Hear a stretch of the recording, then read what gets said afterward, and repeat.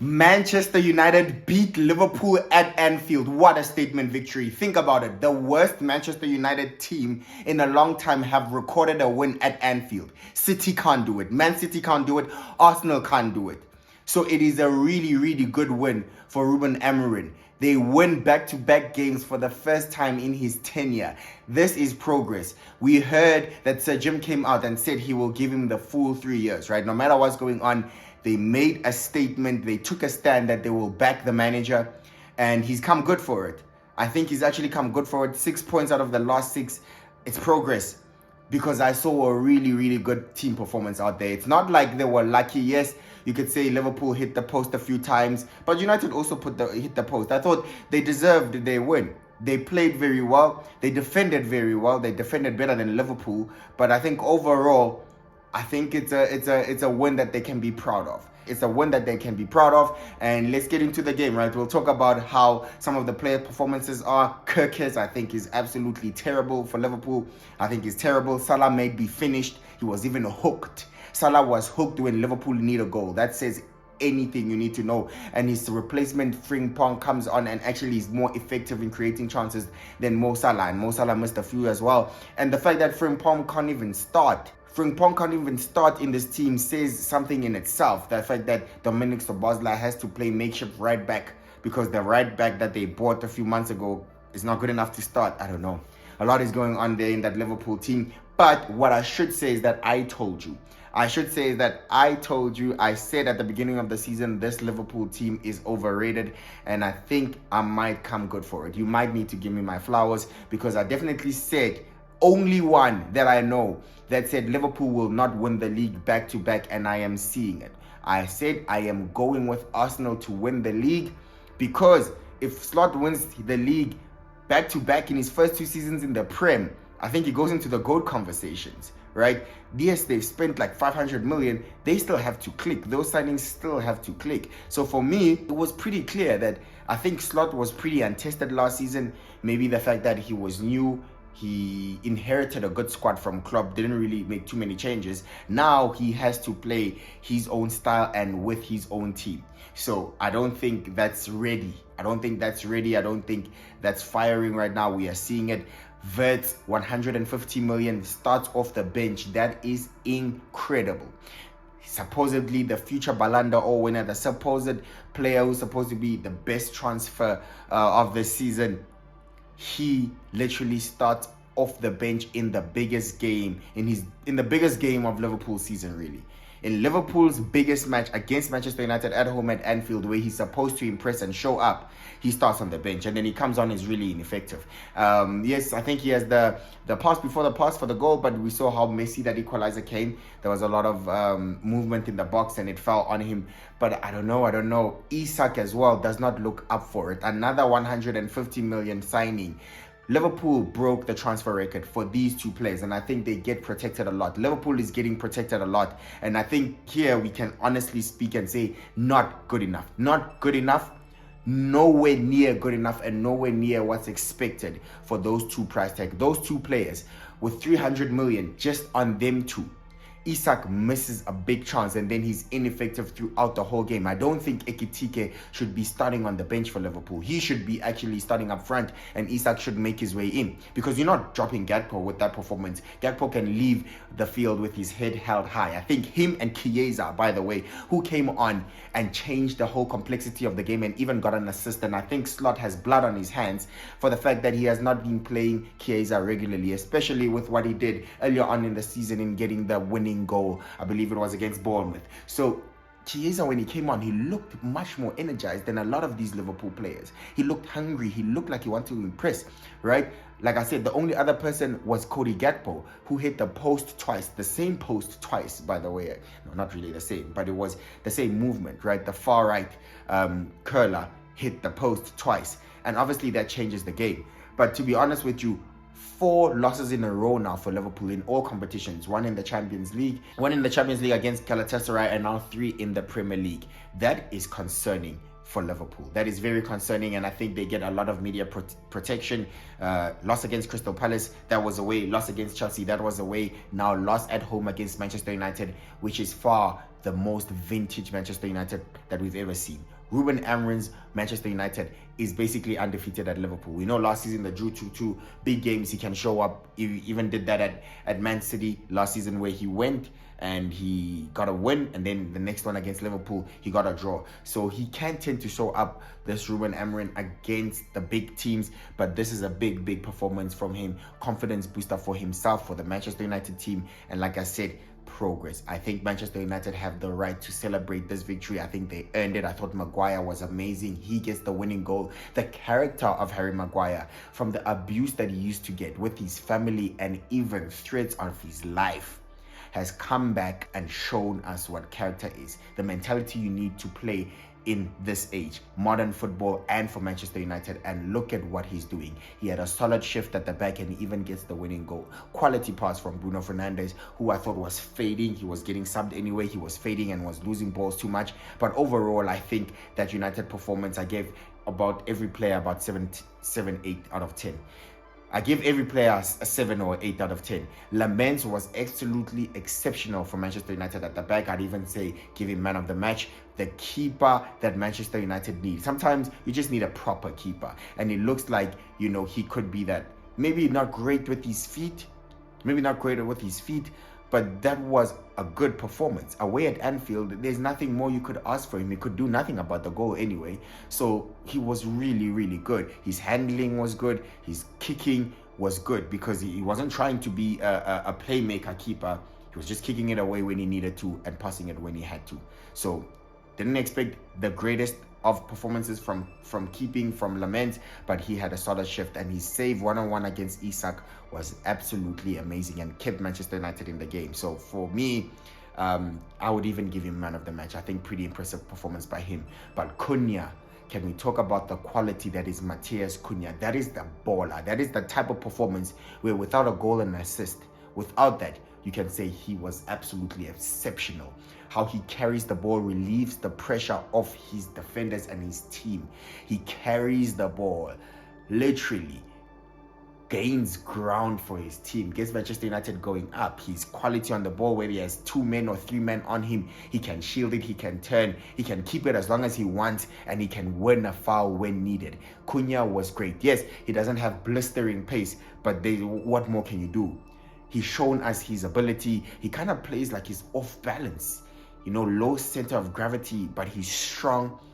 And he's good with interlinking play with all his other teammates, and he gets involved with everyone. He's all over the field. He's on the left, he's on the right, and I thought that was an excellent performance by Matheus Cunha. That's a proper number 10 performance. What a star. That's a great performance away at Anfield. Yeah, Mboma got his goal, scored in the first minute actually, really. Manchester United took the lead. I do not think that goal should have been disallowed. Please stop it. Liverpool again.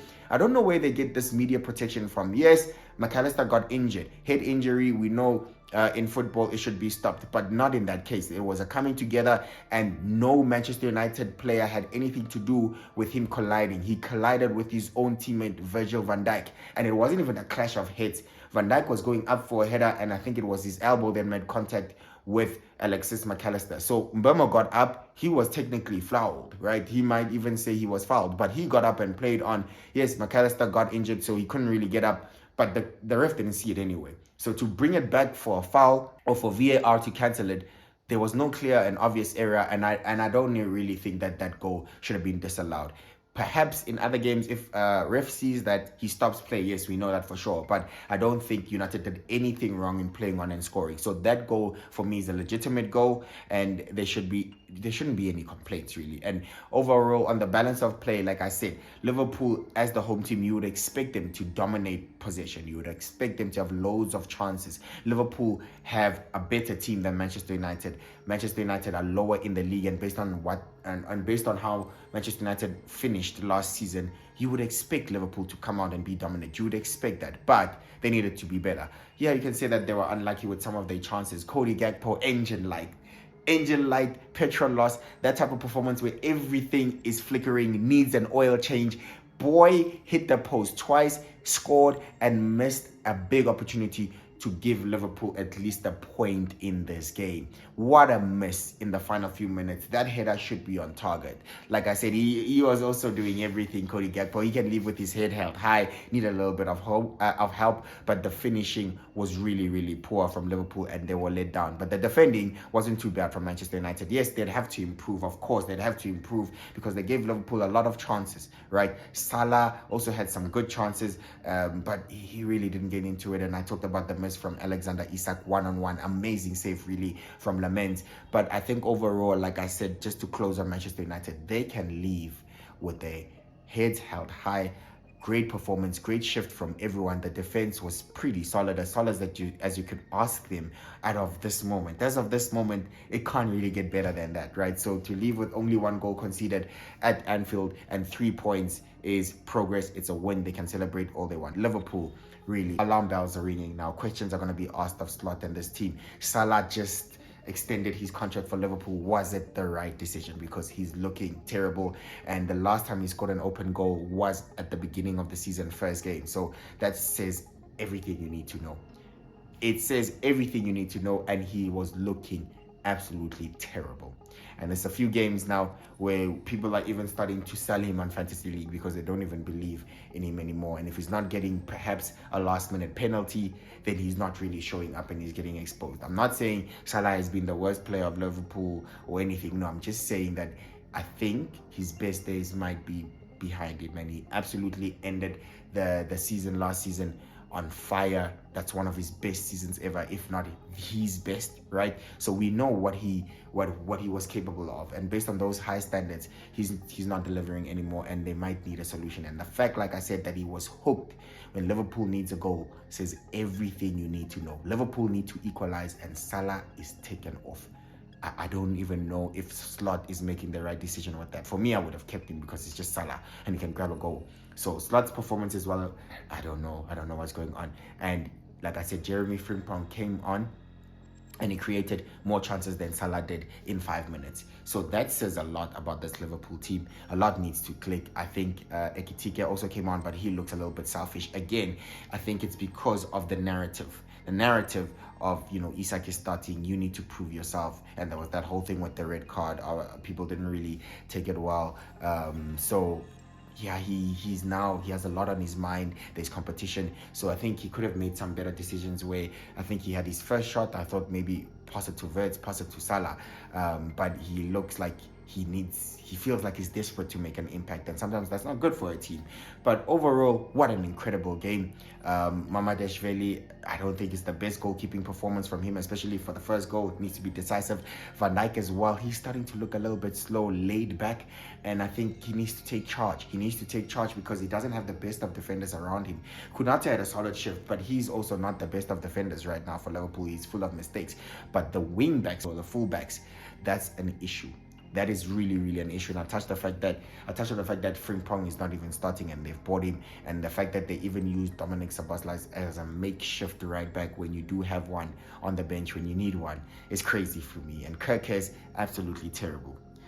Kerkez, I think, was the worst player on the field. I do think Kerkez was the worst player on the field. And he's looking out of his depth. There's no other way to put it. He looks out of his depth. But that's my full review of the game. You let me know what you think. This result really gives us a title race. You had Man City winning, Chelsea winning, and Arsenal winning. And Arsenal keep their spot at the top of the table with Man City lurking in second, right? Just 3 points behind. So it's an interesting title race that we have now. Liverpool have dropped a little bit to fourth. Bournemouth very impressive on the table. But my point is, I think Arsenal are looking good, and Arsenal, for me, are the favourites to win the league this season. I've said it time and time again, and I'll say it again. And lots of people are complaining about how Arsenal are playing football. Yes, it has to be entertaining. Yes, we can literally have a real go at Arsenal for that, because some of the football that they play is not good, and they're scoring most of their goals via set pieces. Apparently 10 out of the 15 goals have come via set pieces. That's a good portion, right? So for me, we can't really, though, it's hard to criticize a team when they're winning. I just feel like sometimes we have to be careful in how we review we can't really, have a go at Arsenal when they're collecting the 3 points. That's the most important thing. For them, wins. How you win sometimes doesn't matter. We saw how they won against Manchester United on the first day of the season away. And we say sometimes that's what champions do, right? Those narrow 1-0 away wins. Very narrow, difficult games, but you pull through and get the 3 points and 3 points on the board. That's the most important thing, because come at the end of the season, we're not going to look at how we're not going to look at the type of football that you played. We just look at the board, right? So factually, Arsenal really just need to continue what they're doing. Arsenal just need to continue what they're doing. If you win, yeah, you can, you can block out the noise. You can block out the noise and say, oh, set piece FC or corner FC or haram football or anti-football. If you have the 3 points, that really doesn't matter. I think I wouldn't lose any sleep because, rival fans are coming at me for winning my game. Essentially, we can't really have a go at Arsenal for winning the game. So at the end of the season, let's see if this turns into something positive. But what an amazing weekend. Chelsea were dominant in their performance. Marinakis sacked Ange Postecoglou during the game against Forest after he lost to Chelsea. Very interesting that Ange has been sacked twice before, Ruben Amorim. And I don't know, man. I think, maybe this is the tide turning for Ruben Amorim. I think this might be the tide turning, but definitely a shock of the weekend, a highlight of the weekend. I didn't give Manchester United any chance today to win it. I don't think many people did, but impressive performance. I'm pleasantly surprised, I should say, by Manchester United. So congratulations on the win, Liverpool. Questions to be asked, but thanks so much for watching. Please subscribe and I'll see you on the next one. Bye-bye. Hi guys, this is Ikumelem. I'm with KG Tato. Catch him on YouTube channel. We are football. Please, we are football channel. Sharp. Ladies and gentlemen, it's match day. We'll be there. Do you care though? Who will be there?